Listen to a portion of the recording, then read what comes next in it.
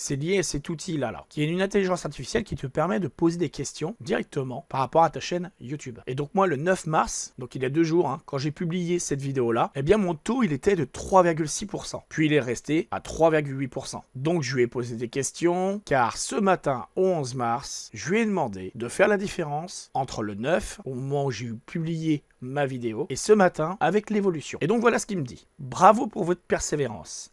Vous avez tout à fait raison. Vos statistiques ont progressé de manière très positive depuis notre dernier point. Voici la comparaison. Donc les vues ont augmenté de plus 70%. Le taux de clic est passé de 3,6 à 4,4. Donc là, tu pourrais te dire 4,4, c'est pas énorme. Cependant, ce qu'il faut bien comprendre, c'est qu'habituellement, la plupart de mes vidéos, j'ai souvent des taux de 10 à 15%, ce qui est quand même relativement haut. Et donc, pour progresser, il faut atteindre des paliers. Les paliers, ça va être du 3% au minimum. Ensuite, du 4%, du 5% et au-dessus de 5%. Ta vidéo encore plus proposée. Bien évidemment, ça ne s'arrête pas qu'à ça. Il faut également avoir, comme c'est marqué ici, tu vois, une durée moyenne de visionnage, qui moi se trouve autour des 5 minutes. Donc pour ma vidéo de 10 minutes, c'est plutôt pas mal. Ça fait quand même 50% de watch time, puisque le watch time, comme tu le sais, c'est le temps visionné par un utilisateur sur la longueur de ta vidéo. Donc ici, ça se stabilise avec du 51,7%. Donc là, il te dit bien que le fait que votre taux de clics augmente alors que le nombre de vues progresse est un signal fort. Cela montre que même en étant montré à un public un peu plus large que votre cercle d'abonnés très proche, la vidéo reste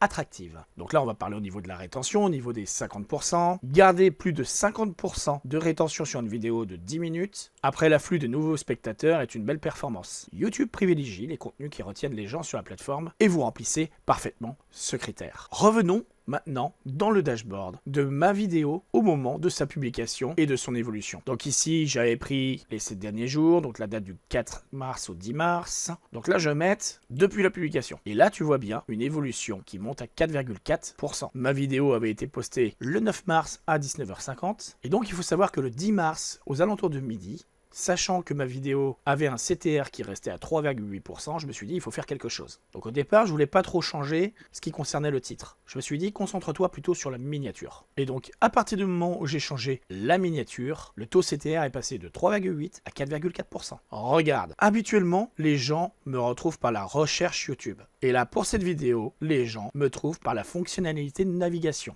Donc, la fonctionnalité de navigation, c'est tout simplement ceci. Tu vois à l'écran, hein, quand une personne va se connecter à sa chaîne YouTube, qui va aller sur YouTube, et ben, il va tomber sur ça. Voilà. Donc forcément, si tu as une miniature comme ça qui se démarque, les gens, intéressés par le sujet, hein, bien évidemment, vont cliquer sur cette miniature. Donc c'est ça qui potentiellement va augmenter ton CTR. Simplement, ce qu'il faut bien comprendre, c'est que là, il y en a beaucoup qui vont se dire « Ok, c'est cool, mais qu'est-ce que tu as fait exactement pour changer ta miniature? Qu'as-tu modifié exactement ?» Alors, je vais te montrer. Au départ, ma miniature ressemblait à ceci. Ce qui est quand même assez attractif. Tu as quand même du texte, donc des gros titres, des couleurs, mais il y avait certainement un problème de disposition. L'arrière-plan au niveau du design peut-être. Le fait de mettre quelqu'un qui est en train de hacker avec une capuche, ça attire beaucoup plus. Surtout qu'en plus, c'est lié à ce que je fais moi, généralement, tout ce qui est IA, donc intelligence artificielle, l'informatique et principalement le SEO. Donc le SEO YouTube et le SEO général pour site web et autre chose. Tu le sais pas, je suis aussi spécialisé en SEO local, lequel dans mon département, dans ma région, et ça se développe, je suis super bien référencé. Regarde, j'ai cette vidéo, je suis premier sur Google en SEO local. Ici, j'ai des vidéos populaires avec 629 000 vues, 210 000 vues, 168 000 vues,